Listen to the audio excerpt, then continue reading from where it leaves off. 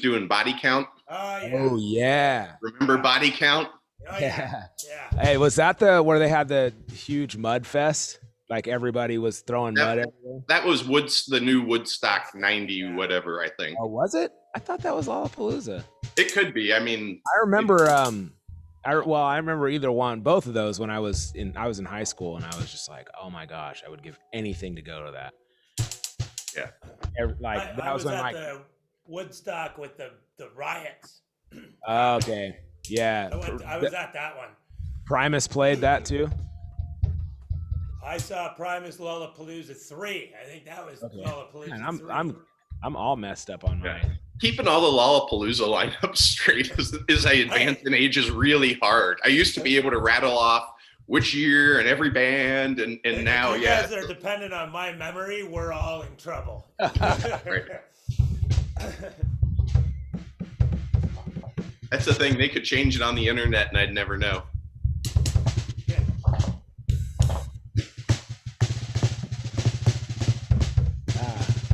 Hey, Korey, it's funny. You were talking about that Fishbone No Doubt show back in the day. I was scrolling through Instagram, and like a day or two ago, Fishbone put up a flyer from that show on Instagram.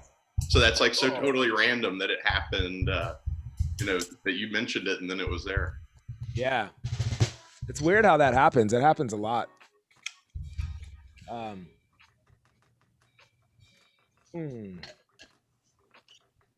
haven't had my fill of coffee yet. I've only had one sip. That's probably why my mind.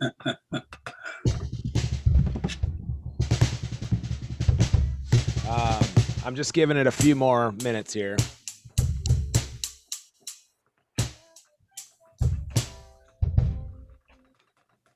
Oh man. Korey, do you use a standard height throne or a like extended height throne? If you had to guess like where you're at height wise on your throne. Definitely extended height. And I'm all the way up as high as it'll go. Because I've got a regular rockin' sock and I love it, but I feel like it's just a little too short. So I was wondering, because I can get like an extended height base for it and just move the seat over. Yeah, I went through some problems with trying to figure out. I had like a Spawn throne when I was playing drums with Spawn, and I couldn't get it high enough. So then it was like super wobbly because it was all the way at the top, and I kept trying to find the right height. And every time I would like if I would use like a stool or something and I would sit really high, I would be like, this is where I want to be, And so the DW 9000 hydraulic, they have one that goes really it's really high, or it's pretty high for standard thrones. And so that's what I went with. And that took me a while to get used to because it's bouncy, because it's a hydraulic, but it started helping my back a lot. So now my throne is like kind of more important to me, like on somebody else's kit. It's more important to me than having like my kick pedal or something. Like I'll bring my throne over my kick pedal for sure. Oh yeah, because I mean it's just your core balance, and I mean your core is just used. Yeah, I could totally see that. I cannot play when I'm sitting too low. I'm 6'4", so my knees, I'm really tall, so my knees get in the way of the snare and stuff if I sit too low. Exactly. When I was in high school though, I liked to sit as low as I could possibly go, like as low as the throne would go, because I wanted my drums to look really big. Yeah. Well, I know it's not helping me on my bass foot that, I can't get that right, knee angle. My foot is too under my knee as opposed to that little bit of a relaxed angle, because I just can't get high up enough to create it. So, and Jojo Mayer has a really good video thing. He has about hands, and then part 2 is all about bass drums and different ways to set up. Because I'm like you, I'm 6'3". Yeah. And I was like, sometimes I like all the way down, and sometimes all the way up, but it's all based on double bass, which I don't want to really play so much anymore, right? So, yeah. So, not because of our conversation, was it? No, but before I just, I don't know. I'm not down for the. I just don't play like that anymore. I like grooving out a little bit more. But yeah, I don't think I'll ever get rid of it totally. But just as long as I'm not rocking back and forth, right? So. Yeah. I have a student that he's a little guy, but his throne is he has like one of the like a really cheap throne. So he has the 3 legs, but 2 of the legs are like almost even. So it's like straight, they're bent. And so they're straight in the back and then a one in the forward. So he's always like wobbling around like while he's playing. And I'm like, dude, why are you acting silly? And he's just like, no, my chair has 2 like straight legs. And he's like, he'll try to play something and it'll like fall over. I'm like, dude, you got to figure this out. Like, you can't with this stupid throne. You got to get a better throne, you know? Like, it's so funny. One time he grabbed his piano, his sister's piano bench, and then it was like totally straight, like playing no problem. He got that other throne. He's like falling backwards and like, I'm like, dude, come on. You got to get it together. All right, guys. Welcome, everyone. Good morning. Morning. Yeah. Nice of you guys to join us this morning. Everybody that's streaming with us too. Nice of you guys to join us. Anyone streaming with us, if you want to join this this Chops and Coffee, the actual Zoom meeting or whatever, you know, then just use the contact form on drumbrigade.com. It's there's a Chops and Coffee page. All you got to do is just fill it out with your name and your email, and then that sends me an email, which I can send you the link. And then joining Chops and Coffee, becoming part of this community, gets you a discount on merch and stuff as well. So yeah, guys. So I got a couple warm-ups for us. I was listening to an interesting podcast this morning about self-doubt, and it ties nicely with what we're constantly talking about, acceptance and belonging and all of that stuff. But the interesting point that I thought was really cool that I wanted to share was the idea of self-acceptance. Hold on. There we go. Self-acceptance is something that I've talked about a lot before. But I feel that it goes hand in hand with, you know, when you're accepted in a community or you feel like you belong, you know, doing something that you love doing, you feel like you start kind of accepting yourself, and then you stop caring about like what other people think. These fake judgments that we make, the stop sign stories that I've talked about that hinder you from growing, hinder you from being your best you. You kind of stop listening to those because you start having self-confidence, you know?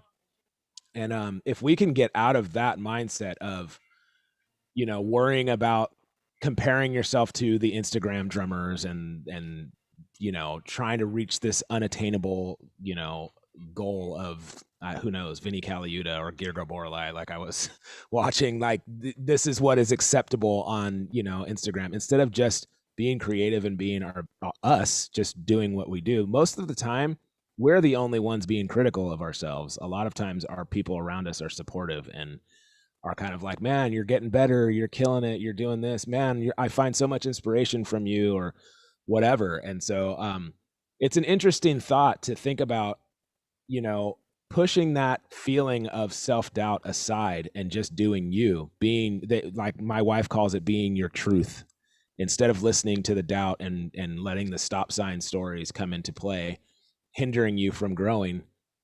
You can push that aside and stop worrying about like what people are going to think, because this is your art, this is your creation, this is your skill, this is your gift. And it's important to not let anybody, including yourself, get in the way of that. That's what acceptance is to me. If I accept myself, other people start accepting me as well, and then I can really do what I do without limitation. You know what I mean? I can, you know, like I was, they were talking about like when other people, this guy's like a life coach, and he was saying that he would go, he was being mentored by another life coach, and he was saying, you know, I feel like a fraud. I don't think people would listen to me. And the life coach was like, man, like you have to realize that most of these people are feeling the same way, or they're like worse off than you. They haven't got it together at all. You've got it more together than you think. And that's something that I battle with too. Like every time a new teacher comes in the Chops and Coffee, I'm like, oh crap, man, I'm not I shouldn't be doing this. I'm not on that level, and or whatever. I shouldn't be the one teaching people how to do stuff, and that's my own thing. Maybe the other person is not even thinking that, So it's something, it's just food for thought. Like, as I always say, that is something very interesting that is something that I'm constantly working on, but it's also something that can help us, especially in our community here with Chops and Coffee, that this is a place where acceptance is like the focal point, where it's like good or bad, beginning, beginner, intermediate, advanced, whatever, word you want to put in there.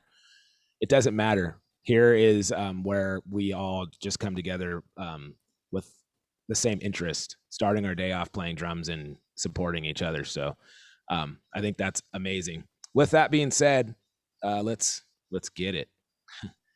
I have a couple. I have two pulled up, and then I have a new one, and then we can. I thought, like, I would like to revisit Dave's warm up again. That one was really fun. And then I don't really have a chop pulled up. I have one in mind, but we'll just play it by ear. Okay, so first, this is a new one. This is a really fairly easy one, and I would like to read this one all the way down. So this is what's that dude's name? Raga. I don't remember his name. He's a young dude, Indian guy, kid that plays. Him and JD Beck play very similar, very fast hands. Like jungle drum and bass style. Anyways, this is his warm up from Drumeo. It's Ragad. He's like he looks like he's probably like 18, 17, maybe younger. Maybe he's like 15, but he's like an incredible drummer. Maybe I can watch a video later. Anyways, this is pretty easy. It's 2-bar exercises, and we're going to read it all the way down. So I'll explain. So the top line is right. The bottom line is left, or just opposing hands. You're accenting on the beat for 16th notes first, 2 bars. Then you go down and you're accenting on the and, on the and, 2 bars. Still keeping it right, left, right, left, right, left. Then you're doing doubles as 16 notes. Right, right, left, left, right, right, left, left. All right. Then you're doing the same thing, right, right, but then you're accenting left, left. Okay. Right, right, left, left, right, right, left, left, right, right, left, left. All right. And then that's 2 bars. Now we're playing paradiddles, accenting on the first one. And then we're doing quads, 4s. Right, right, right, right, left, left, left, left, right, right, right, right, left, left, left, left. 16 notes. Last bar or last line is just a buzz roll for 2 bars. Okay. Now there isn't a repeat written here, but I thought that we read this all the way down as written. We get to here, and then we switch to left hand lead, and then read it all the way down. Okay. And then we'll change the tempo. Everybody with me? Everybody good? It's pretty self-explanatory. It's pretty easy. All right, cool. So we'll just read it down, change the tempo. Maybe we'll go all the way through once, and then let's see how it goes. By see how it goes, I mean, let's see if I can get through this. Let's get some 16ths here. Okay, hold on. I want to change this.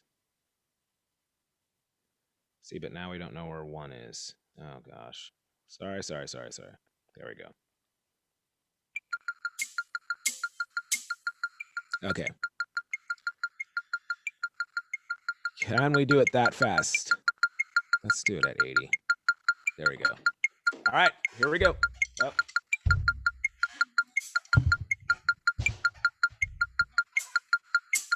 One, two, starting at the top, right hand.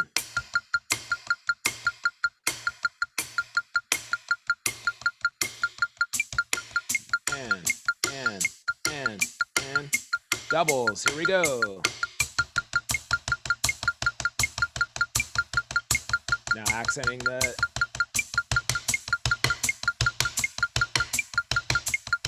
paradiddles. And get ready for 4s. And a buzz roll. Get ready for left.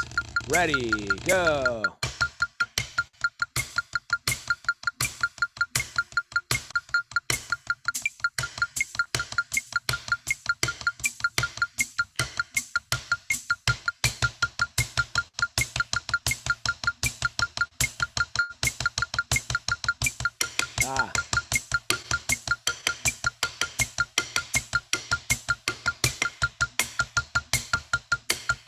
We're on paradiddles.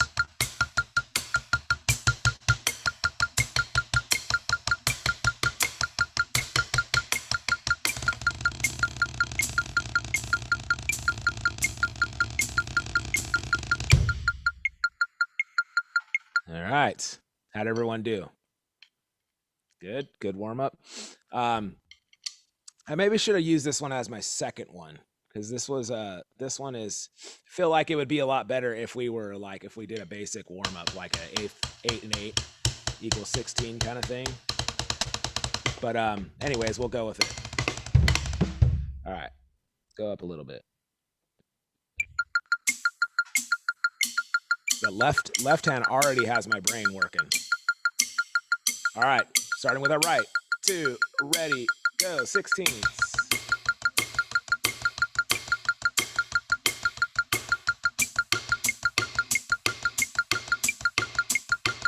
Doubles.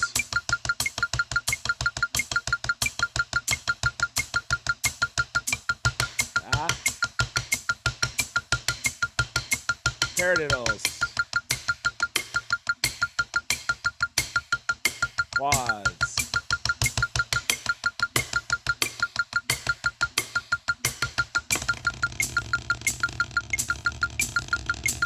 Left hand, go.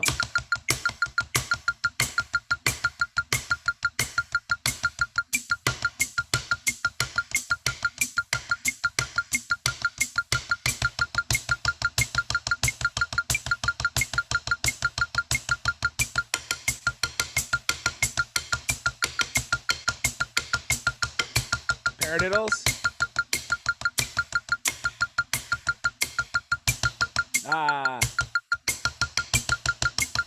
Buzz roll.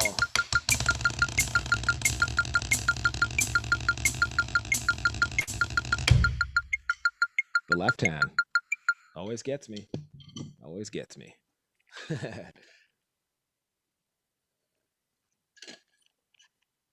All right.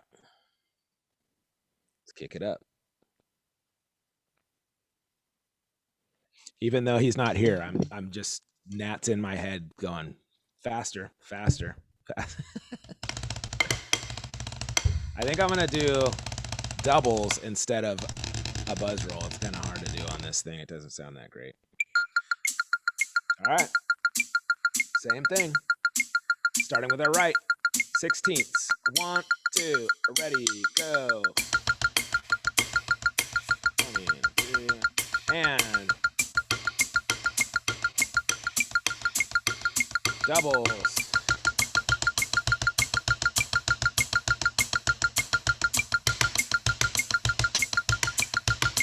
Paradiddles. 4s.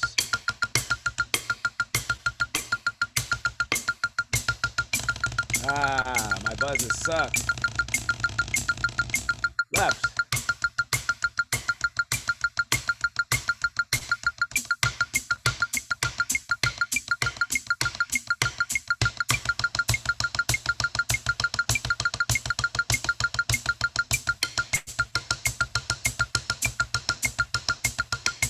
Paradiddles.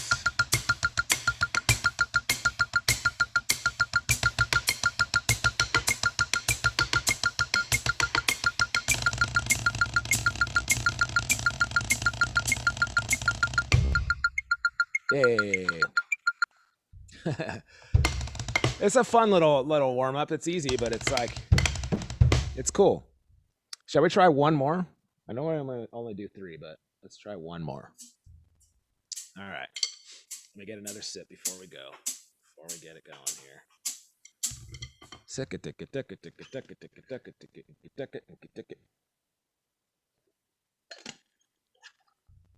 Okay. All right, here we go. Starting with our right, 16th notes. A 1E and a 2E and a ready, go.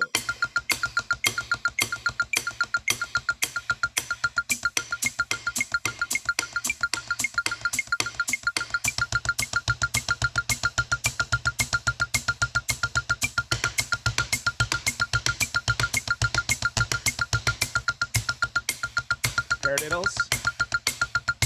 force, buzz, left hand, go.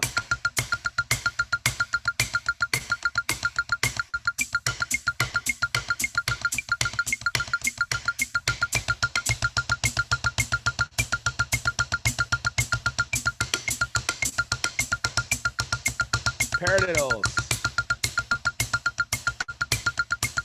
Force.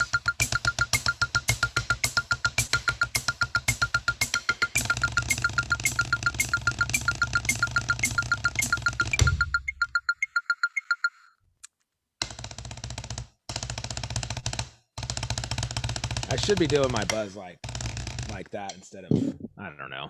I don't know what I'm doing. All right. Nicely done. Nicely done. Fun little exercise.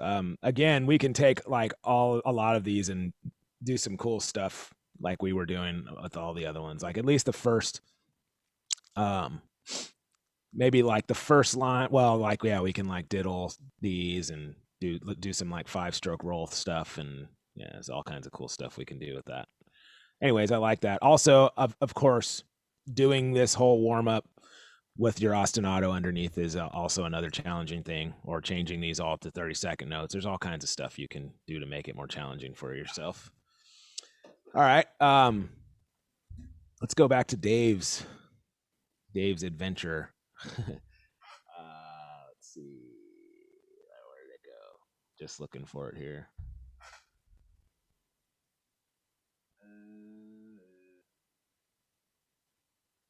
Did I name it? I don't know if I named it. Paradiddle pyramid. There we go. All right. Oh boy, where did it go? Boghud? I can't remember what his name is. All right, here we go. Here's Dave's thing. Paradiddles. Paradiddle pyramid. We did this on Monday. Those of you guys who weren't here, it's just single paradiddle, double paradiddle as 16th notes, not triplets, and then triple paradiddle, and then back down to double paradiddle. You hit the repeat, that goes back to singles. So it's going single paradiddle, double paradiddle, triple paradiddle, double paradiddle, single paradiddle, double paradiddle, triple paradiddle, double paradiddle, all the way up, all the way down. And then it's really sounds cool when you start accenting just that first note as written. It really is cool. I have a hard time playing my doubles and my triples without accenting all the like the that's normally that's how I learned how to play the double and triple paradiddle, and then that's been embedded in my brain to where, and I showed you guys the drum fill that I was using with that. Anyways, all right, so let's try this. Anybody have any questions? And does everybody know how to play a single, double, and triple paradiddle? Single paradiddle is called a paradiddle. Double paradiddle, sometimes we can call it paradiddle. And then triple is like paradiddle. So your para is your single, right, left. And then your diddle is your doubles. So paradiddle, paradiddle. All right. Anyways, let's give it a shot. We don't want. Do we want 16 notes?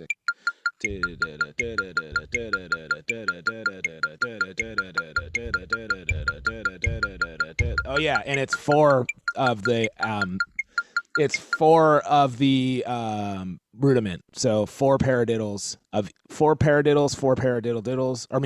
Four double paradiddles, four triple paradiddles. All right, let's get it. 1, 2, ready, go.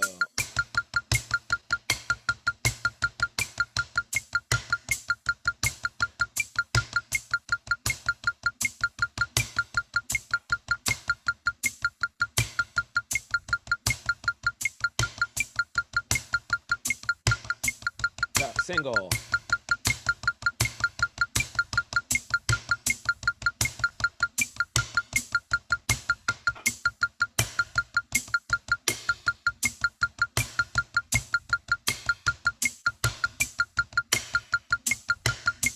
Single.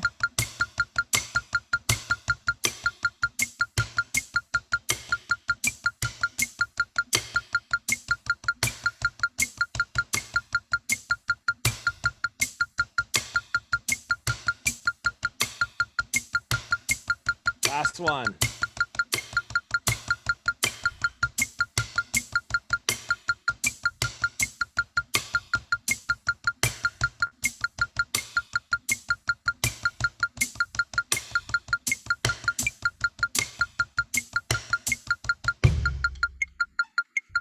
Very cool. This one's really hard, slow. There we go.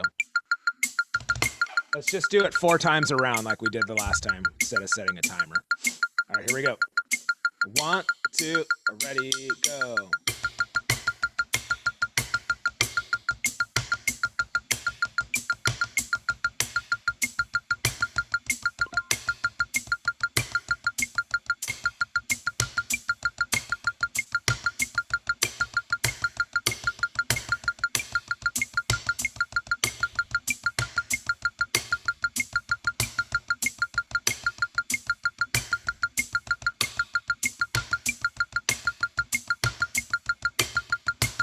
This is our third.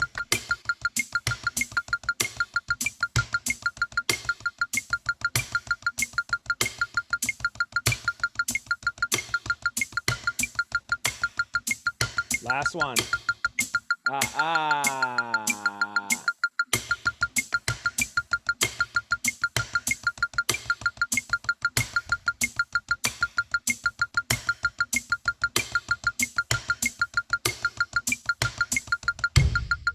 Very nice.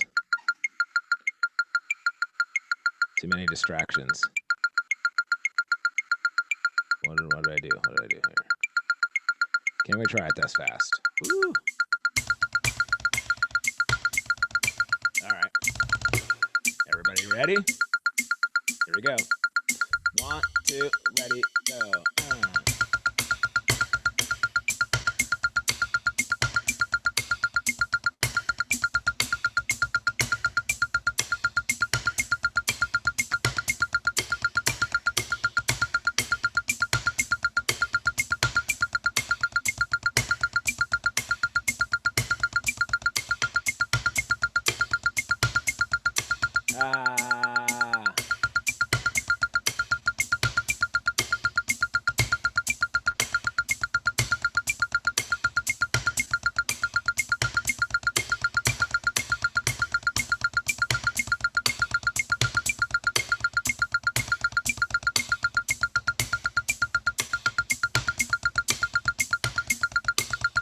Last one.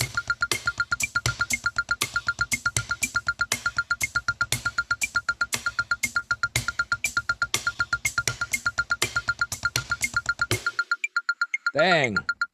That plays tricks on my brain once you start getting faster. It's like you don't know what to think about, the accents or the sticking, and like that's really cool. I love that. So cool. So cool. I don't want to do it faster though. Unless you guys want to. It's up to you guys. You want to do another one faster? We're good. Good with that? Everybody? Anybody there? Okay, we're good. All right, we're good. All right, yeah, I'd be falling off, but it's all good. Cool. I love that one. All right, last one. Last one here. This one we were doing. This is another revisit here. This one was a little bit confusing for us last time. So let me pull it up here. So this is the flam tap, since we're working in paradiddles today.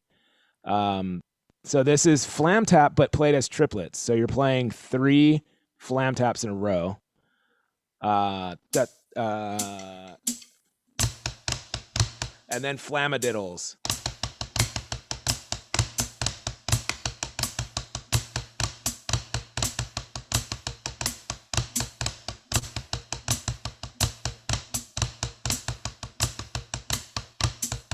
So sorry, I'm doing too many things. So we're used to playing flam taps as either 16th or 8th notes or 16ths, like 1 and 2 and 3 and 4 and 1 E and a 2 E and a 3 E and a 4 E and a. But this time we're playing them as triplets. So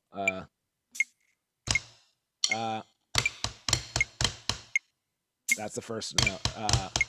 So it's 3 in a row. Then you're doing your flamadiddle.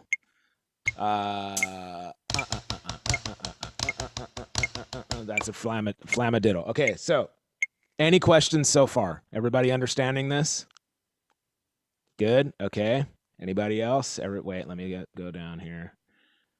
Everybody good? Everybody good? Flat that flat that flat that flat that do do flat that do do that that that that that that that do do that that do do. That's what it's gonna play like. If you can't do that, the flam tap flamadiddle thing, then you can just play your triplet: pineapple, pineapple, pepperoni, pepperoni, pineapple, pineapple, pepperoni, pepperoni. If you want to try to throw that flam in there, then yeah, it's up to you. Okay, so let's give it a shot. And then, of course, if you guys, this is too boring for you, then I don't know, spice it up somehow. Like maybe do drags or, you know, play the samba, play a clave with your left or right. All right. Well, I'm going to just do the hands. Okay, here we go. So. Let me get a timer first. All right, here we go. 1, 2, ready, go.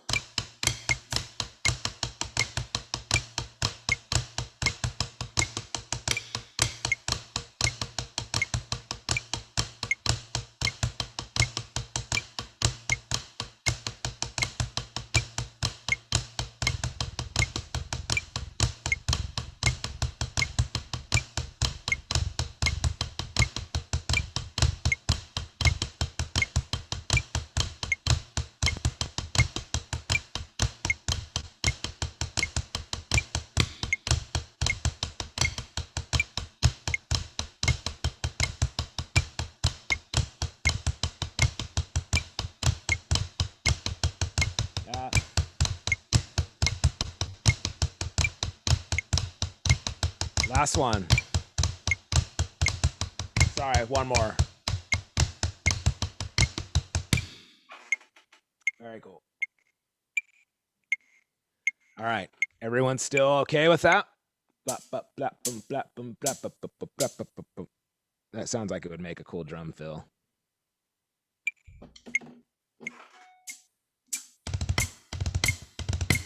One, two, ready, go.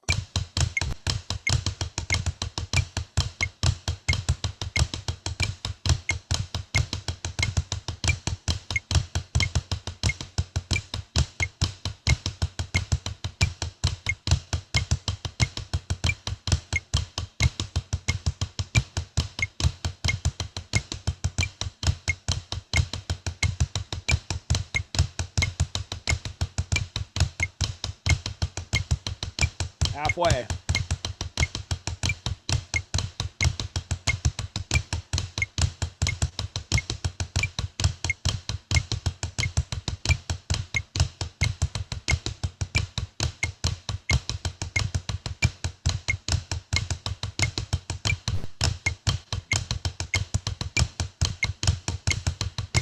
Last one. Cool. All right, let's go a little faster. Wait, what did I just do? 90, 100, 105. Okay. 1, 2, ready, go.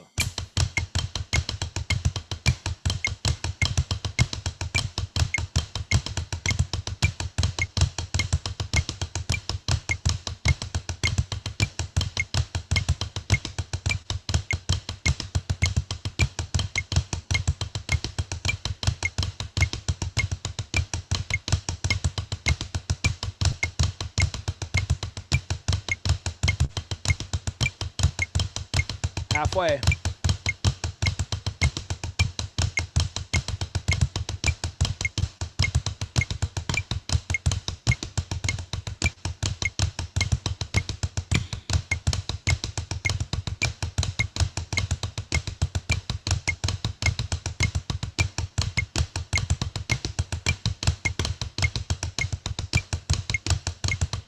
Last one.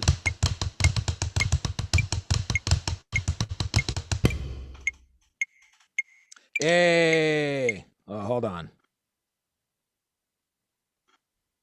Yay! There we go. All right, Brennan, have a great day. Thanks for joining us, buddy. Yeah, of course. All right, so yeah, that's gonna be it for warm-ups. So I just want to, like, everybody was here for last week or for Monday, but I want to just reshare that that lick. I have pads on my drums, so it won't be super loud, but it was just taking the second part of Dave's warm up, the paradiddle, the double paradiddle, and adding those the right hand, the first double paradiddle, putting your right hand on your crashes just for the single stroke part of it.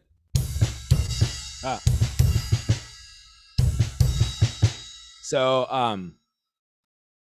gosh, there we go. So it's like paradiddle, then you're switching to your left. Paradiddle, paradiddle, paradiddle, paradiddle. You don't have to do that crossover thing. That was just like Fig's lick. This lick that I got was from Fig. Fig's an amazing drummer. So anyways, it can just be paradiddle, paradiddle, paradiddle, paradiddle, double paradiddle, double paradiddle, double paradiddle, double paradiddle. I'm hitting my kick with my crashes.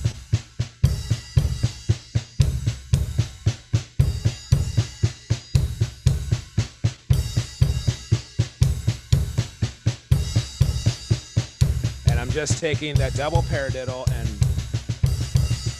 putting it on my drums.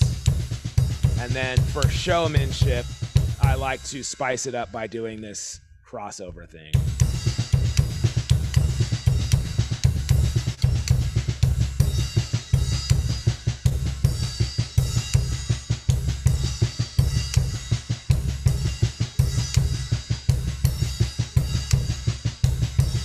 Okay, and then you can spice it up by doing the toms, a tom version of that. Or you can just keep one hand on, right hand on your floor, left hand on your rack.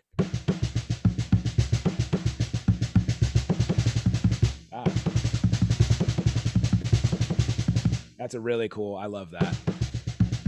Or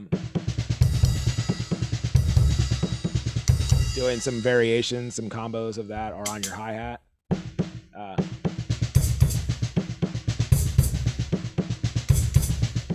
You can do the crossover, that kind of thing. You can tell I've never worked on that, but it's a possibility. Or like do the crossover, like kind of like something like this, where it's, and then crash over here with your left hand. That looks really striking on stage. Anyways, I just love that lick. It's one of my favorites. It's really cool for a jazz gig, You don't have to do that crossover thing. That's just something that I like to do. I saw Fig do it, and it was amazing.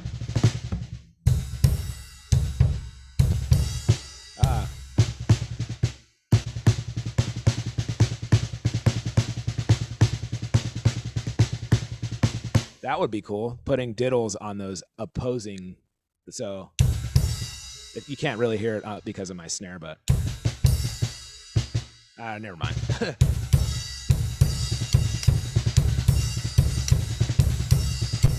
Oh man, that gets jazzy. It gets jazzy. This is what I'm saying. You can take an idea and run with it, and you're off to the races. And that's how all of this stuff is created. It's just taking one thing, turning it into something else. Oh, you can also do this. Oh, you can also, I didn't think about that. Oh, you can, something as simple as playing it like this and playing it like,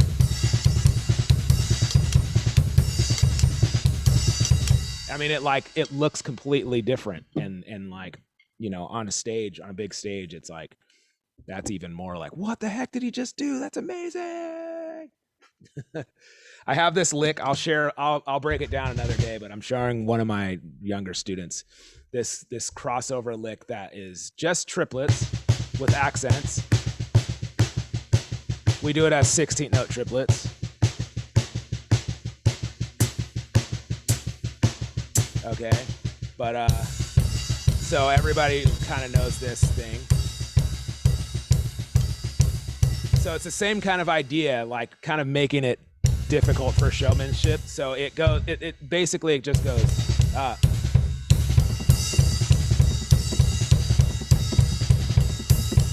okay, so and it's just incorporating this same thing, but doing it on the floor over here, like, and only using your crash.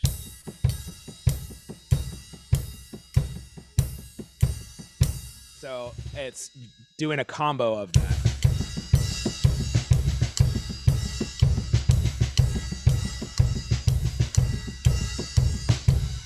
I'll write that out and break it down for you guys another time, but yeah. And then Tom wise, it's like really cool. I can't do it. Something like that. Anyways, those kind of things it's really cool, man. It's like, it's when you break it down, it's like, oh, it's just triplets. But then it's like, when you start adding combos, like crossover stuff, it's like, oh man, that guy's really good. Then you realize when like a 12-year-old kid is doing it, that you're like, well, maybe it's not that hard. I don't know. Or a 10-year-old kid. All right, cool. Very nice. Very cool chops and coffee this morning. Very great. I like these warm-ups. Didn't do any foot warm-up things today, but we just focused on our hands. This is cool. I'll accept that. How's everybody's week going? Anybody doing anything creative, being productive? A little bit. Everybody just taking naps. Actually, I got to bounce. Unfortunately, I got to go do fun, exciting data modeling stuff. Oh, so, fun. Yeah. All right, man. Meeting. So anyway, nice seeing you. Thanks for joining, buddy. I'll see you. See you Friday. See you Friday. Yeah. Just started watching the movie The Masters of Residence by DW. Anybody seen that? I haven't seen that. DW's has this documentary where they show John Good going out to select the wood in the forest, the maple and so forth in Michigan. It's really interesting. I've just started to watch it.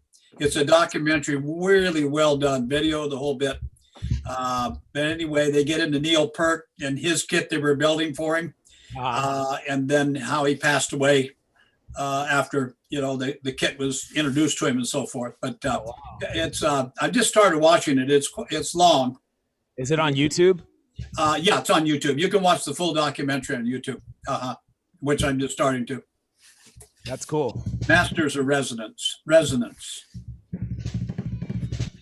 I got to check that out. That's cool. I keep going down the rabbit hole of drummers, like, and then I'm supposed to be like doing something productive and working, like editing video or something, and then I'll be like, whatever happened to that one video that I saw? And then I can't find it, and then I'm like down the rabbit hole of just like, oh, look at this video. Oh wow, that's that. It's like shiny little things or whatever that I'm like, oh.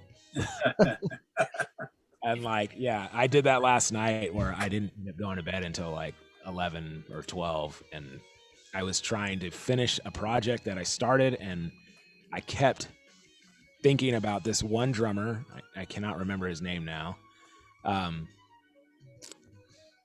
can't remember his name. Anyways, and then the video that I found I watched of him a long time ago, I can't find, and they must have taken it down.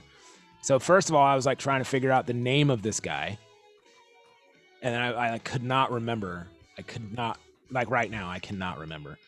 And then I went back to, like on my podcast, we have like 100, we just recorded our 105th episode.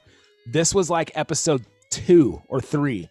that I had to go back to and like scroll all the way down, all the way down, and then try to find the episode of where we watched this video just so I could like fill that void of hearing that video one more time. It was like a 30-minute like detour, and I'm like, what am I doing? I need to get back to this, you know? So, But then it would bother you. Like you couldn't right. that voice. Yeah, and like it was worth it. But then I started going down that once I watched that video, then I went down the rabbit hole of other videos of this guy, and then it was just like, it's a younger guy. This guy is so great, man. So great at drums. I got it now. See, it's happening again, Rebecca. Now I got to go back to my history and see what his name was.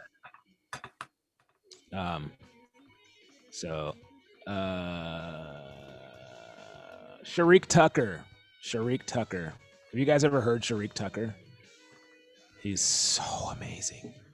He's another gospel chop kind of guy. I'm like, you think all the drummers that I like are like, you think I was like into that, but I'm really not I'm not a gospel chop kind of, I think it's impressive, but I'm not that. That's not me.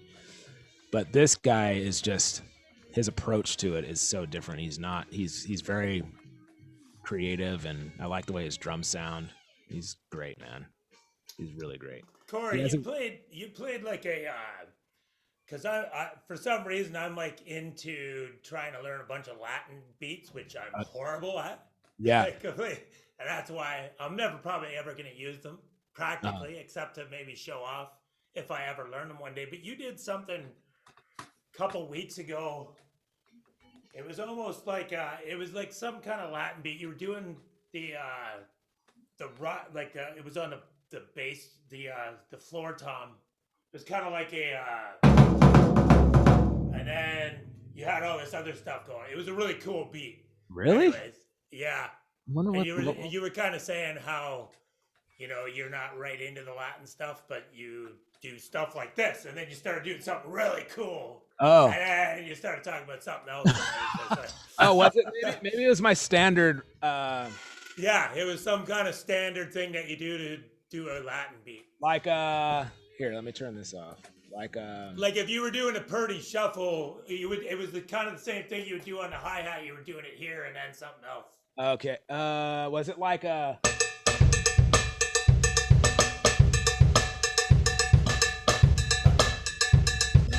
It was something like that. Yeah, it was. I don't think it was so 4/4, but it was something like the ride was like that.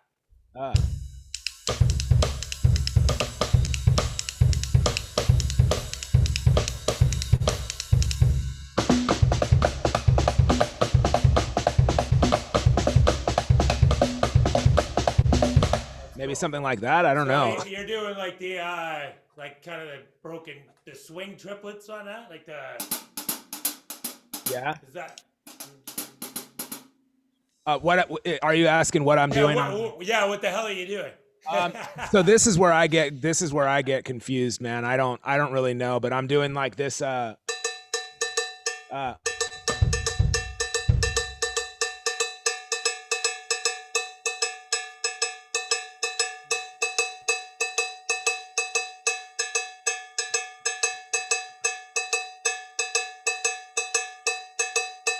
I technically don't know if this is correct Latin stuff, but it's just what I hear.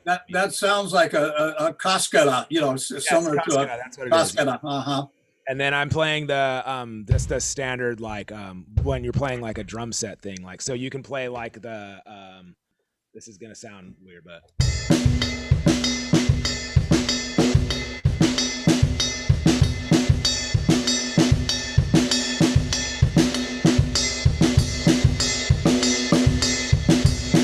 so I'm playing that thing.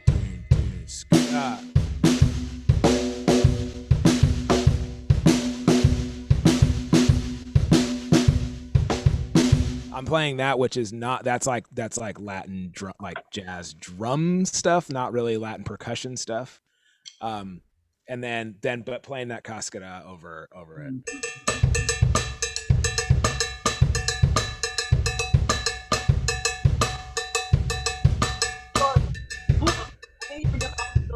If I remember, Daryl, remember if it was like a couple weeks ago, you were playing like a clave too somewhere. Yeah, so that's what Nat was saying. To play, you're supposed to be playing on a like a left-footed cowbell, like a beater that's hitting your cowbell. You're supposed to be clave. There's no chance I can do that. That's tough. I mean, that's four-way, whatever you call it, rhythm, like whatever you call it, different rhythms for four limbs. And that's why I think I want to try to learn that stuff, because it's like, to me, it seems like a superpower right now, and I want to make it real. Well, this is this. But I'll this never use area, that. I'll never use that. If I show up to my band, they'll be like, "Yeah, that's awesome." I'll spend hours trying to learn this stuff, and they're like, "Can you do this, man?" Yeah. Not realizing that, like, yeah, how complex this is. Like that. I'm not. So my family comes from Puerto Rico. My mom's side. My mom is Puerto Rican, and my grandpa was from San Juan and all that stuff. But so I love the music. I listen to the music. I have I've inherited a lot of his records, which is really cool. But as far as drumming goes, man, I'm embarrassed to say that, like, I wouldn't bank on what I'm saying as fact. Dave, maybe you know more than I do, but like, it's kind of like it's something that when you hear the music, you hear those patterns, and then that's what you start picking up on, and then you try to bring that to the drum set.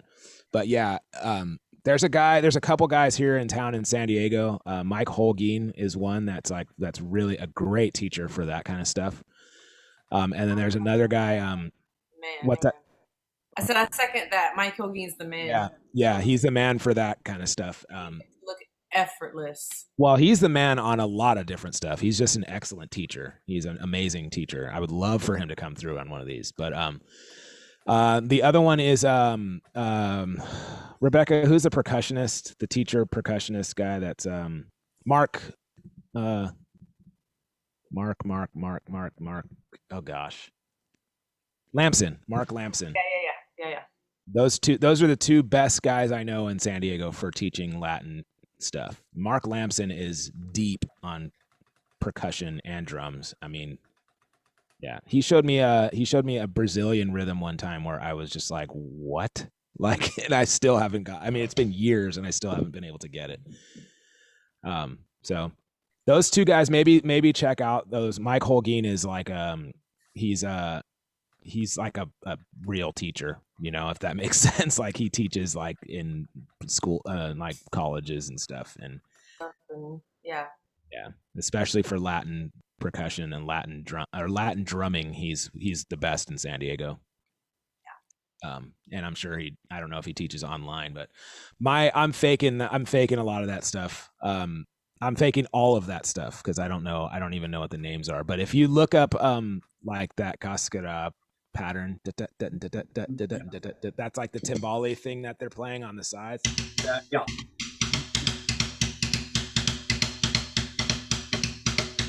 And then you got the hand percussion going around that. Mm-hmm. And that's when it gets dope. So the problem is, though, in a true Latin jazz band, salsa band, whatever, there's 3 or 4 percussionists, at least 2 percussionists, and then we're trying to cover all of that on drums. So actually, there's one more I can think of that's a great Latin drummer. His name is Willie McNeil, and he covers all kinds of different stuff, Latin style, cha-cha stuff, and Jamaican stuff too, and he's a great jazz drummer as well. I don't know him personally, but I've been a fan of his since I was 14 years old. So his band that he was in the 90s called Jump with Joey was who it was the biggest influence for my band Shuffle and Bang. It's like the same style, like jazz, Latin influenced like reggae and ska. So very cool stuff.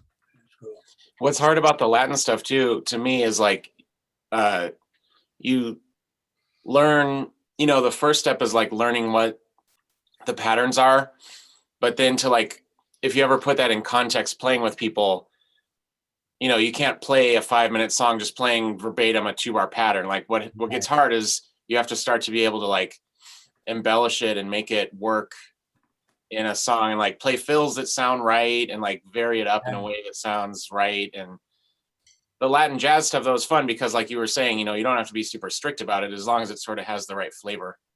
Yeah, I think that's what I love about, you know, like world music and like cultural music is, you know, a lot of it, that style Latin music is so deep, you know, there's so generations and generations of, and then, you know, again, stemming from a lot of like African drumming and stuff like that. And so, man, but like it is still feel music, right? It's just, it has to feel right, and you have to like, it's best if you just listen to the stuff and then vibe on it, you know. It's like it's like Brazilian stuff. I probably told this story in Chops and Coffee, you know, not too long ago, but I have a student that's from Brazil, and he lives in Australia, but he's from Brazil. And I always say, you know, Brazilian music, samba and bossa nova and that kind of stuff is just, I just love it so much, but I'm not deep on it. But it's like one of my favorite. I love it like as much as I love ska and reggae.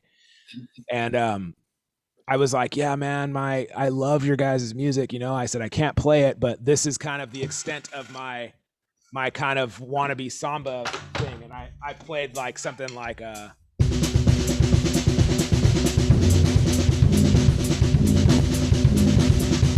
he started laughing.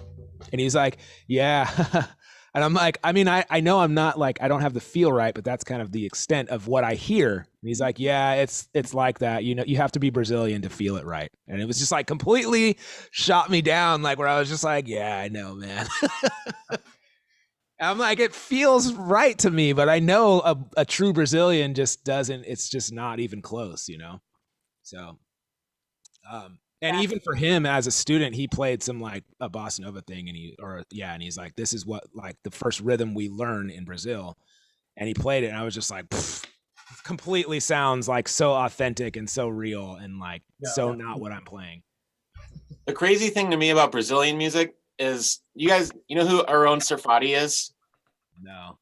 He's a drummer. He teaches at USC. I took one lesson with him about this stuff, about Brazilian stuff, and he said basically if like the pop music you listen to is all like even quantized 16th notes, it's like a ball rolling down a hill. And he said the groove in Brazilian music is like an egg rolling down a hill. Like this. Yeah, exactly. Because it all has that lilt. It can't be straight, and that's what's so hard to get. Great analogy. Yeah. But I was when I studied with a Brazilian teacher for a little bit. It's in most of it's in 2/4. 2/4, yeah. Ooh, yeah. So you have this kind of a 2-beat feel. 1 2 1 2 1 2 1 2, and they play 16th notes in that 1 2 1 2. And so it's more of a lilt of a 2/4 lilt, you know, which was hard for me to play in 4/4 pulse, you know, getting in that 2/4 pulse. That's it. That's the part. That's exactly that. That's what we as an American drummer, you know, we're used to playing perfect time. You don't waver. You don't, you know, you can swing, but you know, you can have different feels for different things. But man, like that kind of idea of how that music feels, that one other dude, I could not understand what that guy, Mark Lampson, was talking about. He was teaching me a 3/2 pattern samba thing. And I was like, that doesn't sound like that to me.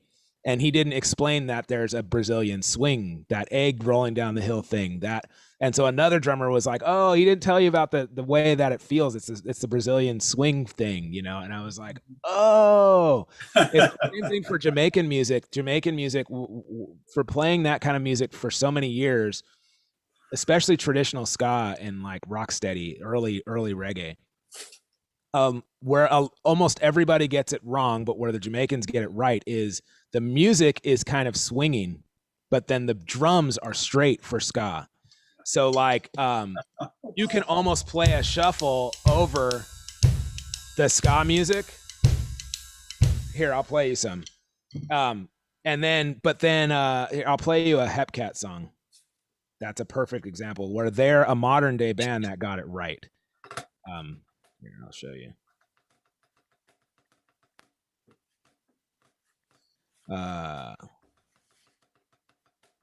This drummer is amazing on this too. His name is Scott Abels. All right, here we go. Oh, not this one. No, this one.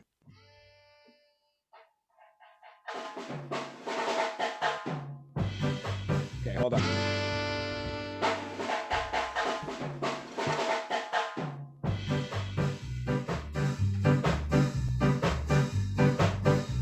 So the music is kind of swinging. You can play that if you want, but the drummer's playing.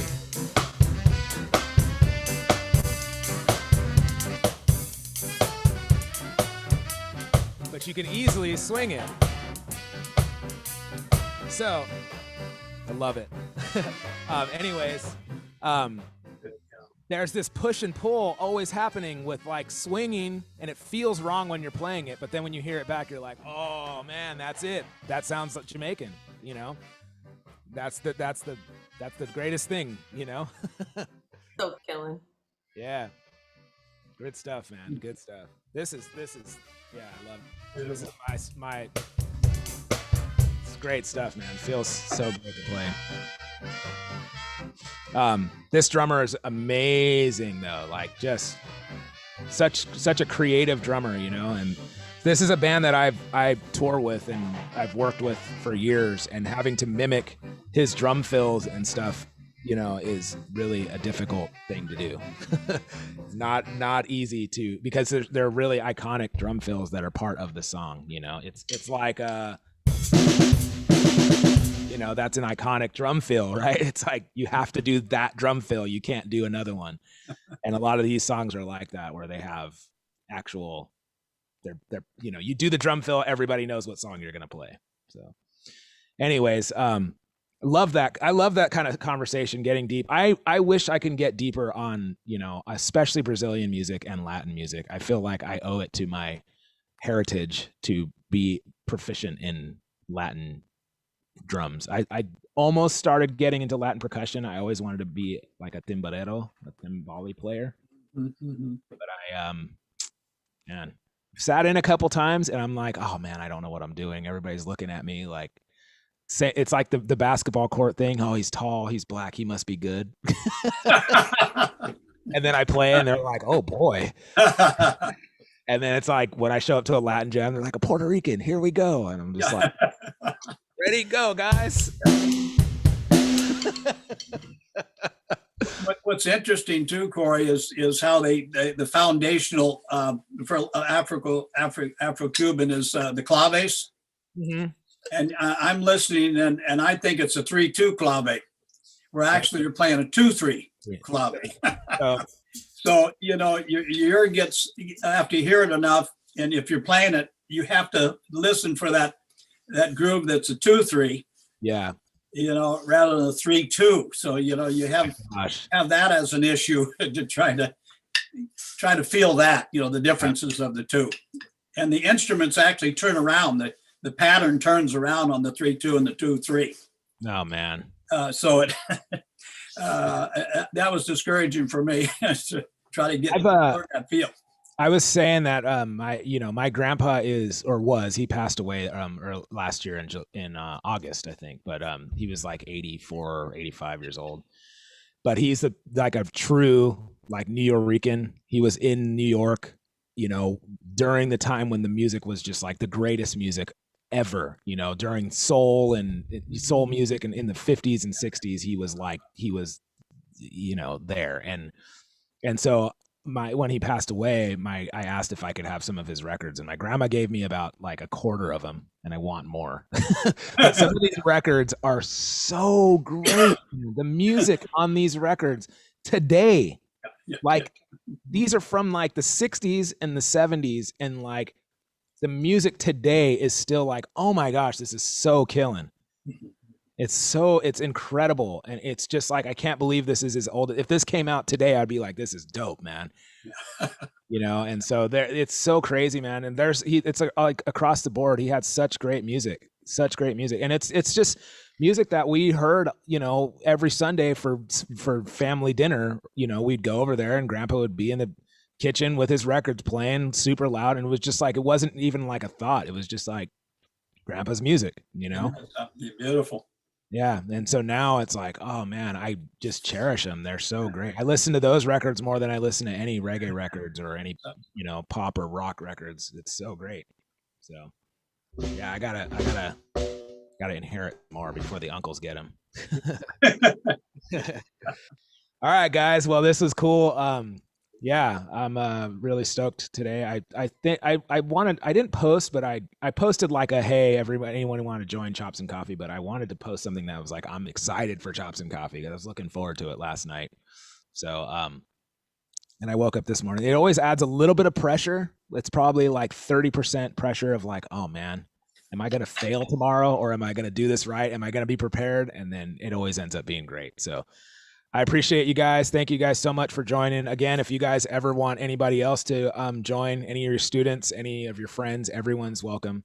And just tell them to use the form on Chops and Coffee page on drumbrigade.com. And then anybody streaming with us live, you're welcome to as well. And so thank you guys for watching. Thank you guys for joining this morning. And I hope you guys have a great rest of your week. I'll see you guys on Friday. Thank you for helping me to feel accepted. And I hope you guys did too. All right. We'll see you guys later. Thank you. Thanks a lot, Korey. Thank you.